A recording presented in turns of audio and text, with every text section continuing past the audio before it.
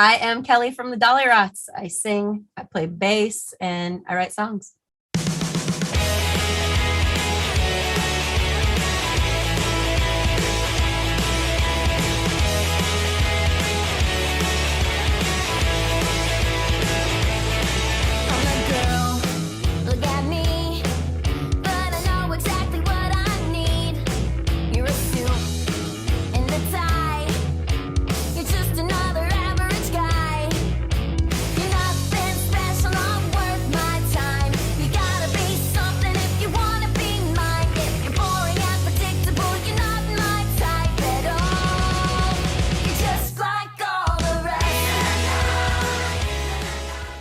So Lewis and I have known each other, the guitar player, he's also my husband. We've known each other since middle school. And in high school, I was about 17 and I asked him to teach me how to play guitar. And so he was the only kid in school who knew how to play guitar. He would come over and teach me, like, I learned Nirvana songs, some Cure songs. I learned a Jewel song. It was the 90s. And then, I didn't really play a lot. And we ended up going to the same college and didn't even bring guitars to school. And then our last year of college, he and a friend decided to start a band. And I was like, well, you think you guys will let me be in the band? I was like, I'll kind of stay in the back. I could play rhythm guitar. And they're like, yeah, that'd be great. And so we just kind of did it as a distraction. You know, the school that we were going to is called New College. It's a really small liberal arts school in Florida. And we actually had to write a thesis and do a baccalaureate exam. And so we were doing anything we could to not do that, pretty much. Which in the end, we did both. But yeah, it was just a fun distraction our last year of college.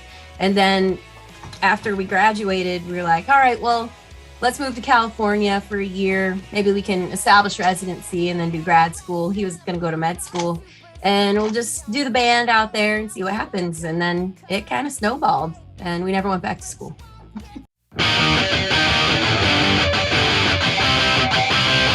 You used to be fun. You used to be reckless. Used to give me junk dials at 3 a.m. And sorry, say I'm the bestest friend and stay up. The life of a party. So we just released a double album. So we've been a band for, it's 20 years this year or last year. I don't remember. These last couple of years have been weird. Right. We've been a band for about 20 years. And, with the pandemic, Lewis and I have two little kids. They're 5 and 8. And we kept them out of school for the whole first year of the pandemic. And it was really, really hard to be creative because, we're literally in survival mode, trying to keep everybody safe, trying to keep ourselves from losing our minds. There were some really just dull and uninspiring moments for us, because we take a lot of inspiration from touring and, it's a cycle. It's like we tour, we realize why we do this, we get energy from our fans, and then we go home and we write and we make another album and then we tour. And, it's a cycle that we've been used to for our whole career. And to just be here in our parenthood roles so deeply without having the creative space and time mentally or even physically it was a struggle. So, we were trying to figure out what to do. We really wanted to put something out ahead of Christmas, ahead of the end of the year, so we wouldn't go 2 years without an album. And Lewis was like, you know what?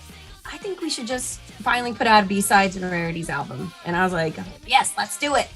And so we started digging through the hard drives and he was like, we have a lot of stuff. And I was like, okay. So we started looking through it and there were a couple songs that had been on sort of a small release, like a limited edition 7-inch and that kind of stuff. So we had to get permission from a couple labels that we worked with to do those. They're like, hey, can we put this out? And they all said yes, because everybody we've worked with is awesome. But then we asked Wicked Cool and they put out our last couple albums with us and they're like, yeah, of course, but do you want to just put it out with us? And we're like, yeah, but we really want it out by Christmas. Can you do it? And they're like, yeah, if you give us all the materials by Monday. And it was Thursday. So we totally freaked out and we did it. We messaged this guy. His name's Stefan Beeman. He's in Austria. He has a company called SBAM. He does a lot of our artwork. We messaged him. We were like, is there any way you can put together a layout for a double album by Monday? He's like, give me till tomorrow. I'll send an idea. And it was done. It was absolutely perfect. And so we had the art. Lewis went through. He remixed a couple things a little bit. And then we sent it off to mastering, did the track listing. All the credits were a little bit confusing because this stuff was so random. I mean, it's been recorded all over the place, and you know, it was nuts. It was a very crazy 4 days or so, but then it happened, and now it's out, and I haven't even really reflected on it, to be honest, because it happened so fast.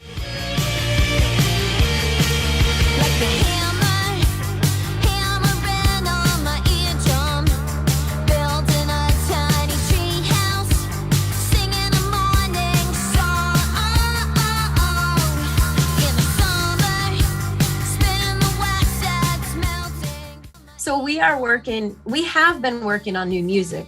It's been a struggle, but we have a good chunk of songs. So I'm not sure if we're going to do a single or an EP first ahead of a full release.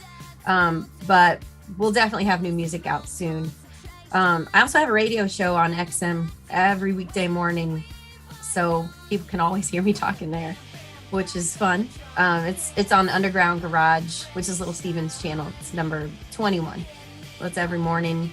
So that's kind of my side gig that's kept us, I don't know, sane and moving and motivated a lot of the time, because I started that right before COVID hit. Oh, wow.